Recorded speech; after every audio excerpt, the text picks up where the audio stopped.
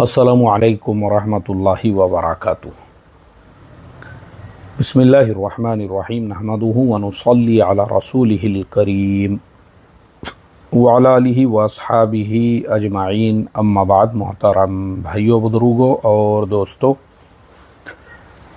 देखो, हमारे भारत देश में हमारा जो लाइफ स्टाइल है ना, हम लोग अपने ज़िंदगी की भाग दौड़ में इतने ज़्यादा बिज़ी, इतने ज़्यादा मसरूफ़ रहते हैं कि हमको अपने ख़ुद के लिए देने के लिए टाइम नहीं होता है, वक्त नहीं होता है।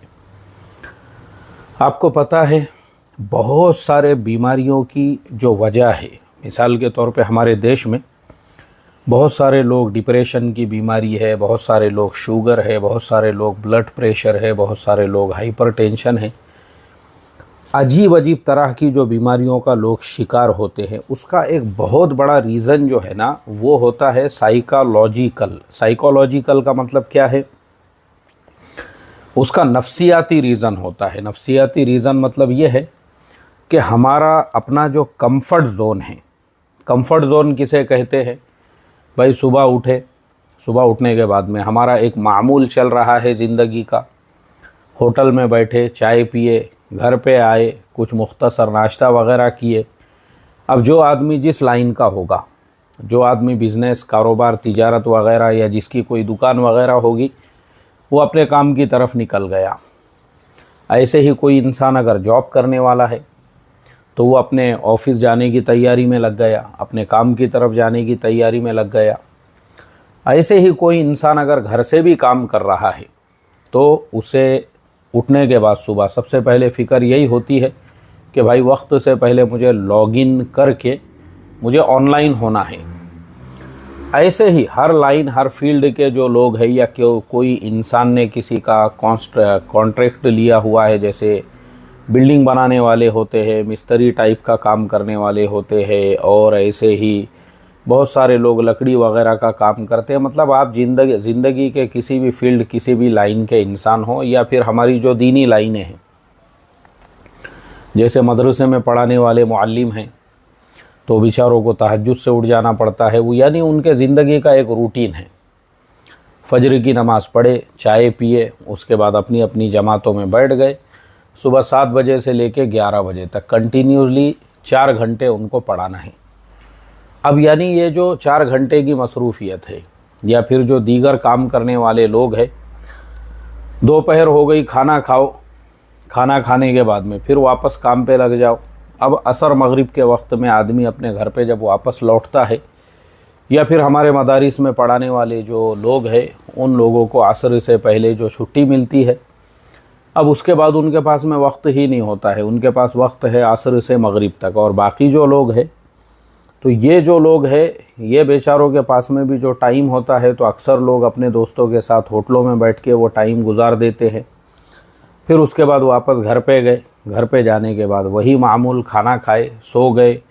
फिर घर की फ़िक्रें होती है, किसी बच्चे के स्कूल की फ़ीस भरना है, किसी बच्चे के स्कूल से आपको बुलावा आया है तो वहाँ पे जाना है, किसी का कोई कर्ज़ देना है, किसी का कोई कर्ज़ लेना है, बेटा बेटी है तो उनके रिश्तों के मसले मसाइल है, और अगर रिश्तेदारियों में कहीं किसी की शादी है, किसी के वहाँ रस्म है, किसी के यहाँ मंगनी है, किसी के वहाँ छिल्ला है, किसी के यहाँ छट्टी है, इस तरह की चीज़ें हमारे पीछे लगी हुई रहती है। तो ये हमारा कंफर्ट ज़ोन है, हम इससे बाहर ही निकल नहीं पाते हैं। पैदा हुए थे उसके बाद से लेके तो कब्र में जाने तक।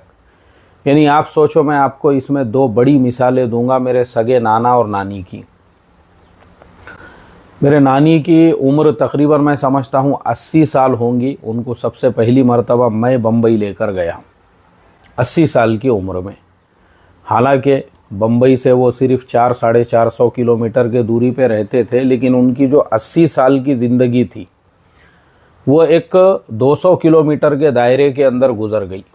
कहीं बाहर जाने का, कहीं दूर सफ़र करने का उनको मौका ही नहीं मिला।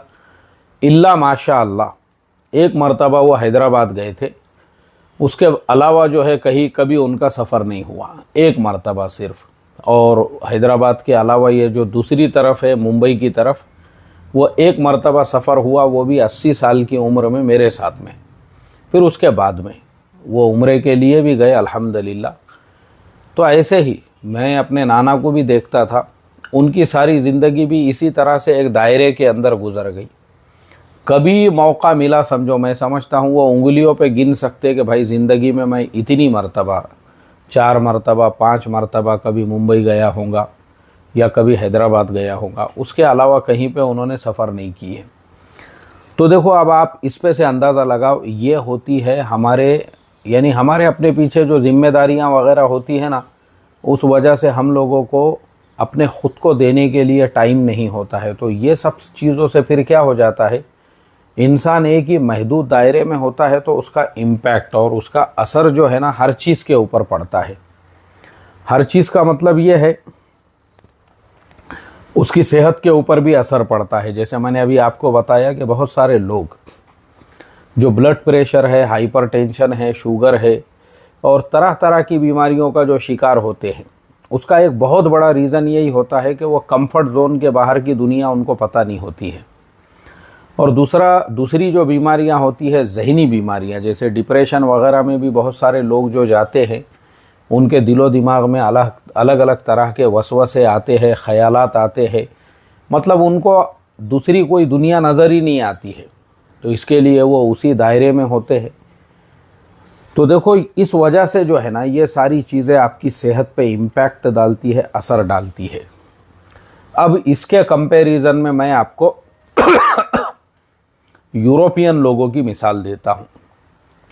ऐसे ही दीगर दुनिया के बहुत सारे मुल्कों के अंदर जो है ना, आम तौर पे लोगों का मिजाज होता है मुख्तलिफ़ जगहों का सफ़र करना, मुख्तलिफ़ मुल्कों का सफ़र करना घूमने फिरने के लिए। अब आपको जान के हैरत होंगी, मेरी 17 साल के एक नौजवान से मुलाकात हुई। मैं एक प्रोजेक्ट पे काम कर रहा था एक मुल्क में। तो सुबह नाश्ते के वक्त में मेरे सामने टेबल के ऊपर वो नौजवान बैठा। फिर हमारी बातचीत शुरू हुई तो मैंने पूछा उससे, मैं बोला भाई आप कहाँ से हैं? तो बोले मैं ब्रिटेन से हूँ। मैं बोला wow, are you from UK? बोले यस यस। फिर उसके बाद तफसीली बातचीत हुई तो मैंने उसको पूछा have you been this country first time? पहली मरतबा? मैं बोला आप मुल्क से बाहर निकले, पहली मरतबा इस मुल्क को देख रहे हो? बोले this is my 11th country, ये मेरी 11वीं कंट्री है। 17 साल की उम्र में वो नौजवान जो है ना घूमते घूमते 11वीं कंट्री में आ गया था। अब देखो माशाल्लाह वो नौजवान घूम रहा है, वो नौजवान जो है तफरीह कर रहा है।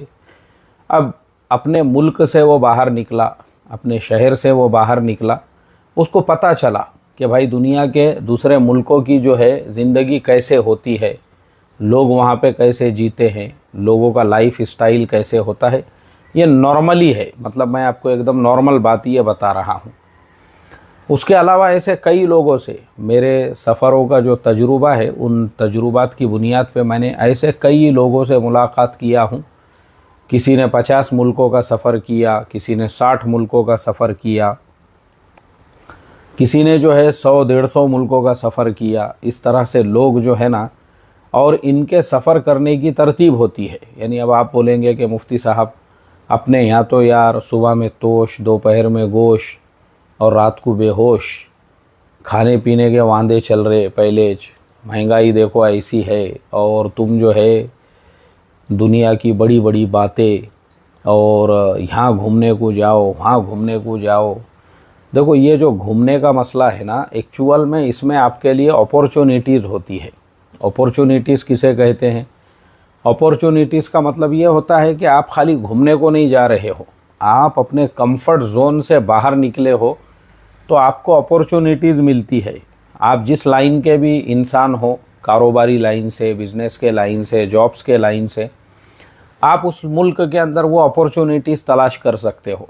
भाई इस मुल्क में मैं क्या बिज़नेस कर सकता हूँ, क्या कारोबार कर सकता हूँ। मेरी बहुत सारे चाइनीज़ लोगों से ऐसे लोगों से मुलाकात हुई कि वो जो कंपनी उनकी थी, या फिर जहाँ पे जॉब करते थे, या जिसकी डीलरशिप उनके पास में थी, वो प्रोडक्ट साथ में ही लेके घूमते थे। मतलब मैंने दुनिया में चाइनीज़ लोगों को देखा हूँ, वो घूमने को भी जाते तो अपना एडवर्टाइजमेंट साथ में लेकर जाते। मतलब मैं ऐसे कई चाइनीज़ से मिला हूँ, ऐसा एक चाइनीज़ की मैं मिसाल नहीं दे रहा हूँ। अभी मैं साउथ कोरिया में भी था तो वहाँ पे भी, जहाँ पे मेरा क़ियाम था, वहाँ पे भी एक साहब चाइना के थे। उनकी कंपनी कोई प्रोडक्ट्स वगैरह बनाती थी, तो उन्होंने मुझे यानी मुझे जो है बहुत देर तक वो बात समझाते रहे कि देखो इंडिया में भी अगर आप ये बेचना चाहे ना तो आप हमारी डीलरशिप ले सकते हो, हम आपको पूरा सपोर्ट करेंगे, ये वो बहुत सारा उन्होंने मुझे फ्री में भी दिए, ये अपने साथ में लेकर जाओ। मैं बोला नहीं भाई, मैं अभी जो है एयरलाइन से जब ट्रैवलिंग करता हूँ ना, तो मैं किसी भी मुल्क से ना कोई चीज़ ख़रीदता हूँ ना कोई चीज़ ले जाता हूँ, ये मेरी तरतीब है। तो इस वजह से उन्होंने जो प्रोडक्ट्स दिए थे मैंने वहीं पे बाकी जो लोग मेरे साथ में रहते थे उनको देकर आ गया। बहरहाल बताने का मकसद ये है कि इस तरह से आपके लिए जो है ना अपॉर्चुनिटीज़ भी ऐसे मुल्कों के अंदर मिलती है।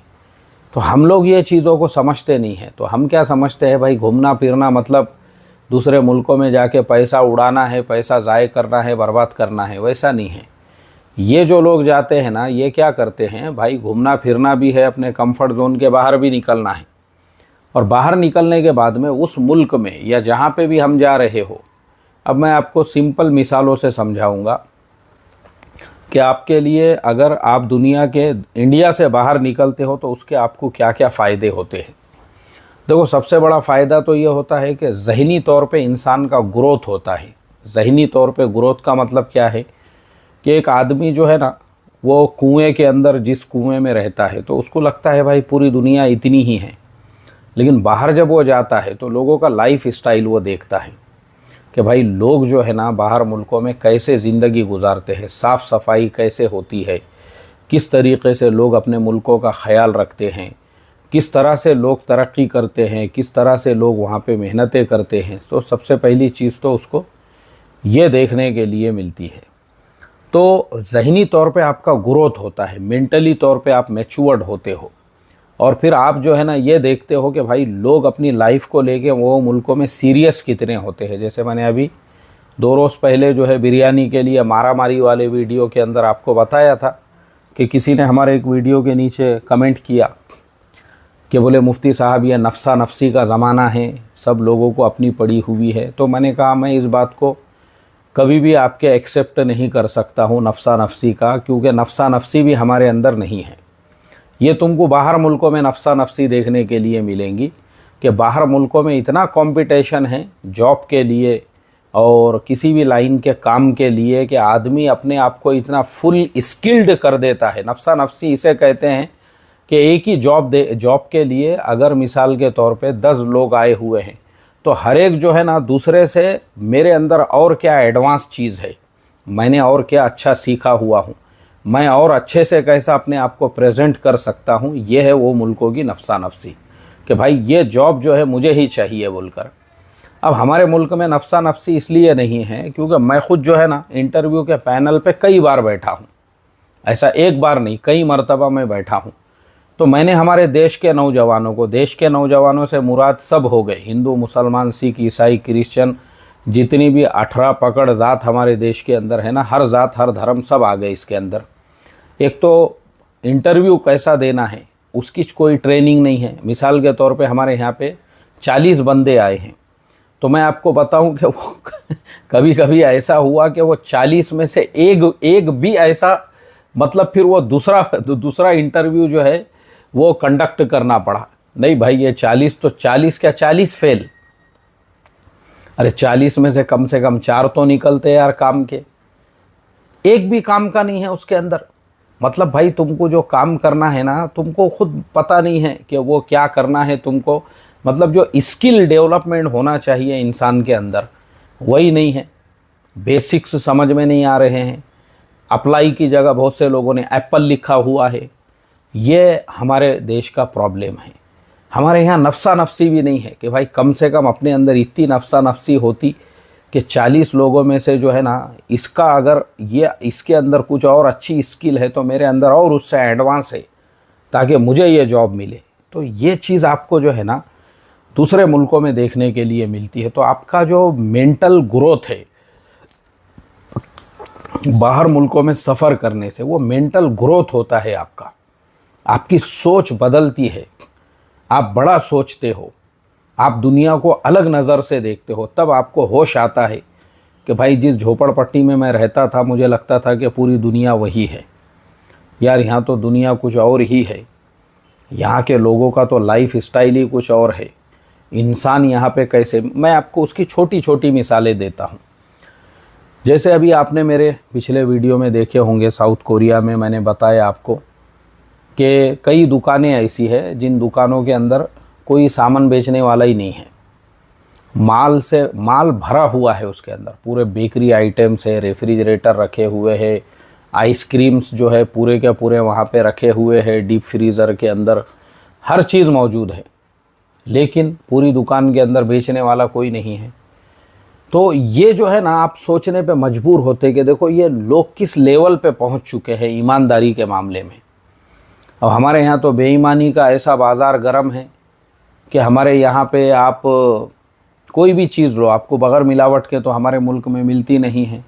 और उसके अलावा चोरिया चकारिया उसके ख़बरें तो हम रोज़ाना पढ़ते रहते हैं कि लोग जो है किस किस तरीक़े से जो है चोरिया चकारिया मॉल्स के अंदर। अब मैंने ख़ुद मेरी आँखों से देखा हूँ इंडिया में। मैं मस्जिद से जब घर की तरफ आता था तो रास्ते में फ़ातिमा नगर है, पुणे के अंदर एक एरिया है, उसका नाम है फ़ातिमा नगर। और फ़ातिमा नगर के अंदर जो है एक रिलायंस स्मार्ट है, पहले वो रिलायंस स्मार्ट हुआ करता था, अब वो स्मार्ट हो गया।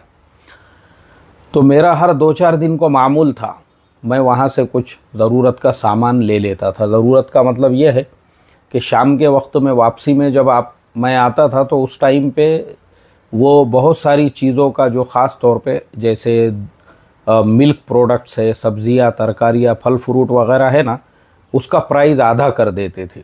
तो ये मेरी तरतीब ही थी। उसका रीज़न ये है कि अब क्योंकि वो बहुत बड़ा ब्रांड है तो वो दूसरे दिन वो सब्ज़ी तरकारी और ऐसे ही फल फ्रूट वग़ैरह बेच नहीं सकते, तो उसकी भी एक उनके पास जो है एक वैलिडिटी होती है। बहरहाल वो मेरी तरतीब थी। तो मैं एक दिन वापसी में ऐसे ही आते आते जो है रिलायंस में से फल फ्रूट वग़ैरह लेके उसके अलावा जो है और कुछ सामान देखने के लिए मुझे एक टूथपेस्ट लेना था।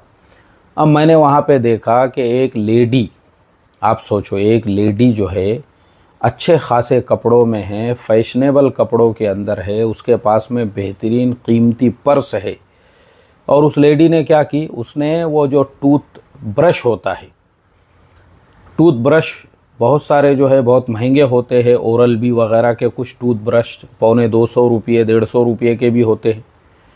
वैसा जो महंगे वाला एक टूथ ब्रश है, उसके पैकेट को फोड़ के उसमें से खाली ब्रश निकाल के उस लेडी ने उस ब्रश को डाली अपने पर्स के अंदर। अब बहुत सारे जो है ना मॉल्स के अंदर पर्स लॉक करके दिया जाता है, लेकिन बहुत सारे मॉल्स में वो देखते हैं कि भाई ये रश का टाइम नहीं है और ये जो कस्टमर है ज़ाहिरी वज़ाक़ता इनका लिबास वग़ैरह देख के ऐसा लग रहा है कि भाई ये बहुत अच्छे फैमिली से होंगे, पैसे वाले हैं, तो ये ऐसी चोरी चकारी क्यों करेंगे, चिंदी चोरी जिसे कहते हैं।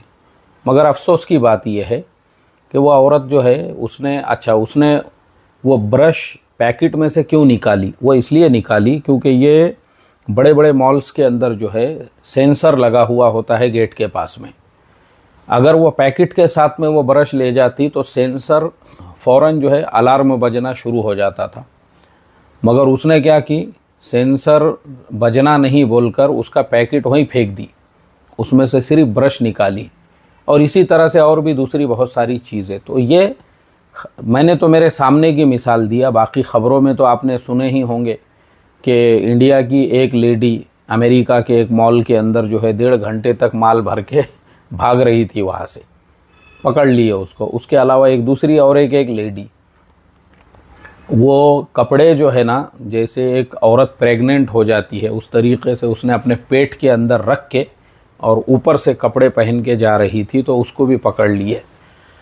देखो हमारे देश में तो चोरिया चकारिया ऐसे है कि हमारे देश के कुछ लोग जो है बेचारे, उनका मेंटल ग्रोथ दूसरे मुल्कों में भी जाके नहीं होता है। मतलब हमारे देश में जो आदतें लगी हुई होती है चोरिया चकारिया की, तो ऐसे ही बाहर मुल्कों में भी जाके, ऐसे ही अभी बाली की एक न्यूज़ मैं पढ़ रहा था, वहाँ पे एक होटल के अंदर हमारे इंडिया की एक फैमिली थी, और होटल में बहुत सारा सामान फ्री में होता है। जैसे आप किसी 3 स्टार 5 स्टार होटल के अंदर रुकते हो ना, उसके अंदर चाय बनाने के लिए आपको एक जग दिया जाता है, हीटर होता है, वाटर हीटर छोटा सा।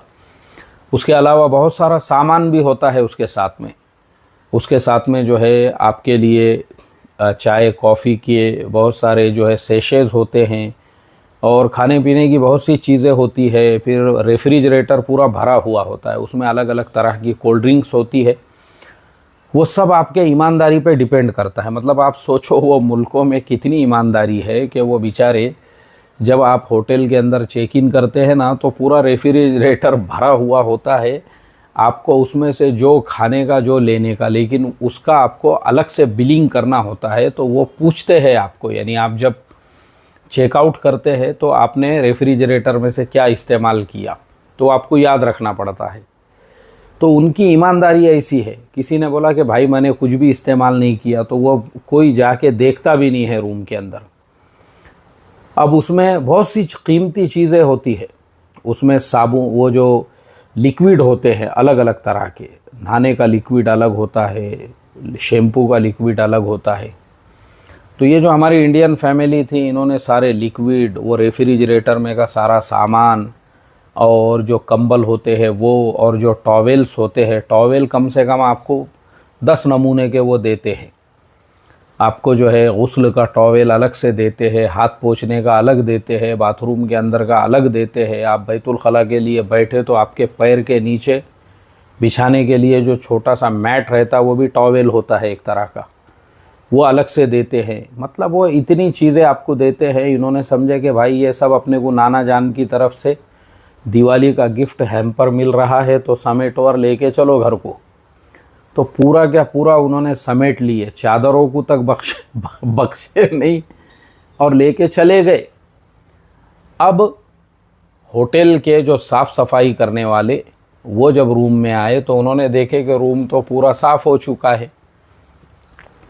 तब उन्होंने कैमरे से जिस टैक्सी के अंदर ये लोग गए थे, उस टैक्सी का नंबर निकाले, और जिस कंपनी की वो टैक्सी थी वो कंपनी वालों को फ़ोन करे। फिर कंपनी वालों ने अपने ड्राइवर को कहा कि वापस उसी होटल में वो गाड़ी लेकर जाओ। तो ड्राइवर ने यू टर्न लिया और इनको वापस वहीं पे लेकर आया जहाँ से ये गए थे। अब आप मुझे बताओ, ये हालात है हमारे देश के। तो जब आप दूसरे मुल्क में जाते हैं ना, तो अच्छा हमारे यहाँ सब लोग ऐसे नहीं हैं चोर उचक के, बल्कि बहुत सारे लोग सीखते भी हैं दूसरे मुल्कों में जाके कि देखो दूसरे मुल्क में लोग ऐसे रहते हैं। मेरे अपने एक दोस्त की मिसाल मैं आपको देकर बताता हूँ। वो बेचारा भी जो है एक बहुत छोटे से खेड़े देहात का रहने वाला है, लेकिन उसको कंपनी ने एक प्रोजेक्ट पे काम करने के लिए जो है यूके भेजी। तो उसके बाद से जब से वो आया है, तब से जो है वो भी अपने आप को छोटा मोटा प्रिंस चार्ल्स समझता है। उसके बात करने का स्टाइल, उसका जो है साफ़ सफाई का स्टाइल, उसका अंदाज़। तो मैंने कहा भाई इस चीज़ से मुझे कोई प्रॉब्लम नहीं है। मुझे तो और अच्छा लगा कि चलो आप यूके गए तो वहाँ से कम कुछ सीख के तो आए, अपने लाइफ में कुछ चेंजिंग तो लेकर आए। तो देखो क्या होता है ना, दूसरे मुल्क में गए तो सीख के आओ इस तरह से। अगर आप अमेरिका में हैं 2-4 महीने और वहाँ से आ रहे हो, तो अपने आप को गरीबों का छोटा मोटा ट्रम्प समझो। उसी के जैसा ज़रा साफ़ सुथरा रहने का, सर में तेल लगा के बराबर से कंघी वंगी, और बातचीत का स्टाइल बिल्कुल होना चाहिए इंसान के अंदर। ये चीज़ें बदलाव आना चाहिए, वो बेढंगेपन में थोड़ी सी तब्दीली आना चाहिए। तो बाहर मुल्क में जाने का ये सबसे बड़ा फ़ायदा है कि आपका जो मेंटल ग्रोथ है ना, वो होता है। आपको पता चलता है कि देखो कैसी ईमानदारी है इस देश में।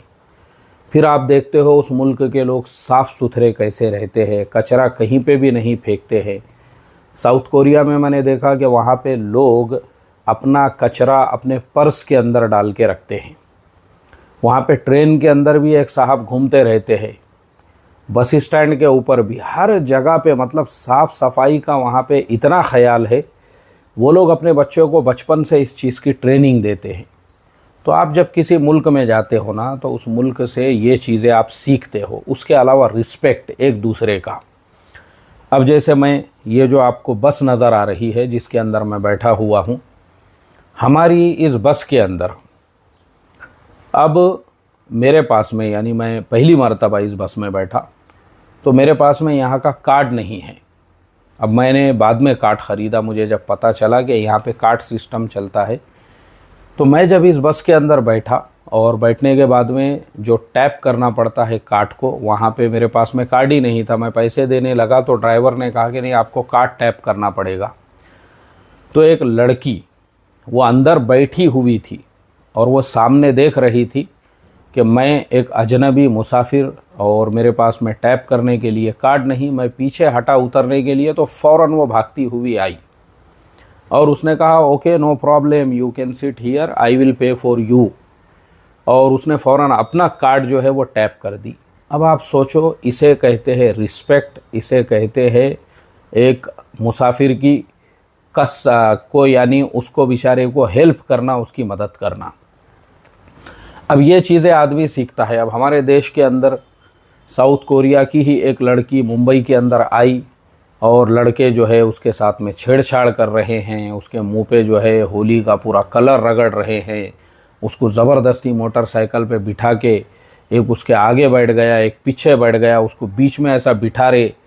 तो ये जो हरकतें हैं ना, तो ये पता चलता है आपको कि भाई हम किस लेवल पे और कहाँ पे ज़िंदगी गुजार रहे हैं। और दूसरे देशों में भी जो आने वाले फॉरेनर्स होते हैं उनके साथ में वो लोग कैसा सलूक करते हैं। फिर उसी बस के अंदर मुझे बड़े बस टर्मिनल पे जाना था, सोल सिटी के लिए बस पकड़ने के लिए। तो एक दूसरी लड़की, मैं जब ड्राइवर को पूछने लगा अंग्रेज़ी के अंदर तो उसको समझ में नहीं आया ड्राइवर को, तो वो बेचारी फ़ौरन भागती हुई आई और उसने कहा okay you want to buy ticket for Seoul city, okay no problem, I will help you.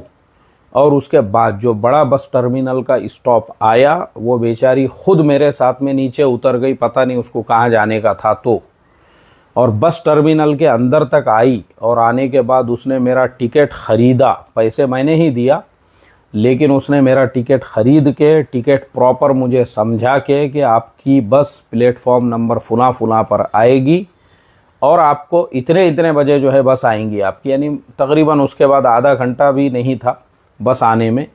लेकिन मैं सोचने लगा कि देखो भाई, ये सीखने की चीज़ें हैं। यहाँ पे लोग जो है ना एक दूसरे की हेल्प और एक दूसरे की मदद इस तरीक़े से करते हैं। मतलब हमारे देश के अंदर कैसा है कि हम अगर किसी की हेल्प कर रहे हैं, मदद कर रहे हैं या किसी को चाय पिला रहे हैं, तो हम ये सोचते हैं कि वो चाय के मुआवज़े में मैं उसको क्या काम निकाल सकता हूँ या मेरी क्या गरज उससे निकाल सकता हूँ या मेरा क्या मतलब मैं उससे निकाल सकता हूँ। तो आप जब ये सीखते हो कि लोग वहाँ पे बेगरज होके भी ऐसे काम करते हैं, बेगरज होके कैसे काम करते हैं, बेगरज होके इस तरीक़े से जो है किसी की कोई हेल्प कर रहा है, कोई किसी की मदद कर रहा है, इस तरीक़े से लोग जो है एक दूसरे को वहाँ पे सपोर्ट कर रहे हैं।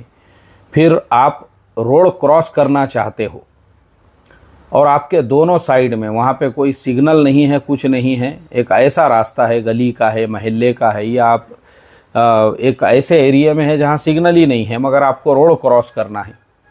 आपको कुछ करने की ज़रूरत नहीं है, आप सिर्फ फुटपाथ पे खड़े हुए हैं। जिस साइड में आप खड़े हुए हैं आपके साइड की गाड़ियाँ ऑटोमेटिकली आके रुक जाएंगी। आपने उनको हाथ नहीं बताया, आपने उनसे कहा नहीं कि भाई मुझे रोड क्रॉस करना है, वो खुद खड़े हो गए। जब आप रोड क्रॉस कर रहे हो तब तक दोनों साइड की गाड़ियां आपके लिए खड़ी हुई रहेंगी। ये है ह्यूमन रिस्पेक्ट। मतलब ये नहीं है हमारे यहाँ पे जो है जैसे ही सिग्नल ग्रीन हुआ उसके बाद से जो है पीछे वाले आगे वालों को, आगे वाले पीछे वालों को जो बजा रहे हैं, कोई इधर से कट मार रहा, कोई उधर से कट मार रहा, किसी की कोई तरतीब नहीं है गाड़ी चलाने की, कोई ढंग नहीं है, कोई सलीका नहीं है।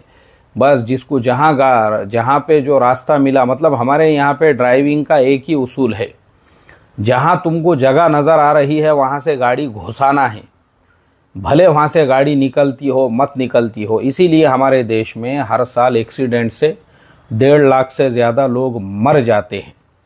हर साल 1.5 लाख से ज़्यादा। उतने लोग जो है ना परमाणु बम गिरने की वजह से भी नहीं मरते हैं, उतने लोग जंग होने से भी नहीं मरते हैं।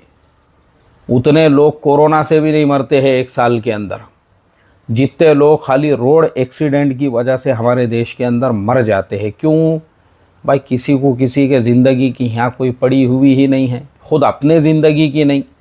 जैसे मैंने पिछले वीडियो में भी कहा, अभी भी कहता हूँ, वो जो वीडियो सोशल मीडिया पे वायरल हुआ, 5-6 लड़के वो एर्टिगा गाड़ी में बैठे हुए हैं, मतलब उनको खुद की अपनी ज़िंदगी की कोई पड़ी हुई नहीं है कि ड्राइविंग कैसे करना चाहिए। बस म्यूज़िक लगा के वो, यानी आसमान में उनको लग रहा है हम आसमान में उड़ रहे हैं, और फुल म्यूज़िक करके बाजू वाले ने ड्राइवर को बोला, अरे इधर आ, बोले तुझे चमरी नहीं गाड़ी बराबर से, मैं चलाता बोले। अब जब बैठा वो ड्राइवर के सीट के ऊपर तो उसने सबको जो है जहन्नुम में लेके चले गया। ये हालात है हमारे देश के, किसी को कुछ पड़ी हुई नहीं है। तो आप जब वो मुल्कों में जाते हैं ना, तो आप देखते हैं कि ये मुल्क में इंसान कैसे रहते हैं कि रोड क्रॉस करने के लिए आपने किसी को हाथ नहीं बताए, दोनों साइड से जो है लोग वहाँ पे खड़े हो चुके हैं। अब आपने रोड क्रॉस किए, तो ये आपको वहाँ पे सीखने के लिए मिलता है कि देखो यहाँ पे कितनी इंसानियत है।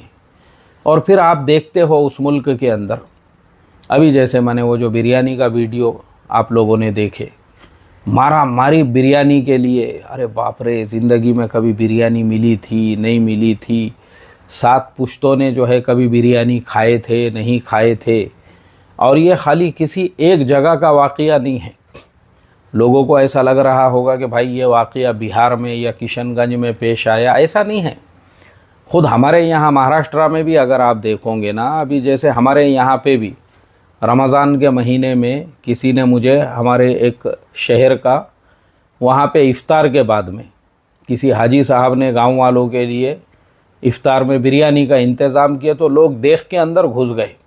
वो जो देख रही थी बिरयानी की, उसी में भगोना लेके घुस गया। दूसरे ने पीछे से उसके दोनों टांग पकड़ा, अरे निकाल बोले यार अंदर से बोटिया डलिया हड्डिया 2-4 नलिया निकाल, बोले ज़रा भगोना भर के मेरे वास्ते भी निकाल और मेरी अम्मा के वास्ते भी निकाल, घर को ले जाता। बोले फिर अम्मा को बोलता, अम्मा तेरे लिए गरम गरम बिरयानी लाया मैंने। ये हालात है हमारे देश के। तो जब आप बाहर मुल्क में जाते हो ना, तो आपको वहाँ पे, अब आप वहाँ क्या देखते हो वो भी मेरा वीडियो मैंने डाला हुआ हूँ चैनल पे, पता नहीं आपने देखेगा नहीं। मैं मेरी अहलिया के साथ में, हम दोनों नमाज़ पढ़ने के लिए या और खाना खाने के लिए मस्जिद की तरफ जाते थे। मस्जिद के बाजू में रेस्टोरेंट था, तो वो जो मेरी क़ियाम गाह थी वहाँ से लेके तो हम जहाँ पे खाना खाते थे और नमाज के लिए मस्जिद जाते थे, तो मेरी अहलिया ने देखी कि वो जो गली है जिसमें से हम गुज़रते हैं, दोनों साइड के जो मकानात है, उन घरों के अंदर फलों के दरख्त, जैसे आम के दरख्त है, तो वो पूरा ऐसा आम का दरख्त झुक गया हुआ है ज़मीन, यानी रोड के ऊपर तक। मतलब हम जहाँ से गुज़र रहे ना, तो हमारे चेहरे के पास से जो है ऐसे आम जो है ऐसे लटके हुए होते थे, पूरे ऐसे पक गए हुए पीले आम, और पक के वो खुद ब खुद जो है ज़मीन के ऊपर गिर जाते थे। 10-10, 15-15 ऐसे पड़े हुए होते थे। दूसरे साइड से लीची के दरख्त है, फिर ऐसे जो है अलग अलग तरह के फल फ्रूट जो है ना पूरे गली के अंदर।